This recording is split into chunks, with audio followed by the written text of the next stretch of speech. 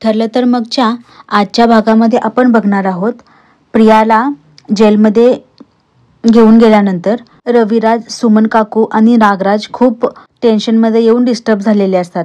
हे सायली बरोबर हेरते की रविराज किल्लेदार यांना खूप वाईट वाटलेलं आहे. ती त्यांच्याजवळ जाते आणि रविराज किल्लेदारांना म्हणते, रविराज काका, आपल्या जवळची व्यक्ती जेव्हा तुरुंगात जाते तेव्हा काय वाटतं हे मी समजू शकते. अनुभवलंय मी ते. तुम्ही सांभाळा स्वतःला, असं म्हणून रविराजला धीर देत असते. तेव्हा रविराज सायलीला म्हणतात, पण सायली, खूप फरक आहे ग. जेव्हा तुझे वडील तुरुंगात गेले होते तेव्हा ते निर्दोष आहेत याची खात्री होती तुला, पण माझी मुलगी एक गुन्हेगार म्हणून तुरुंगात गेली आहे. रविराजांनी असं म्हटल्यानंतर सगळ्यांनाच खूप वाईट वाटतं.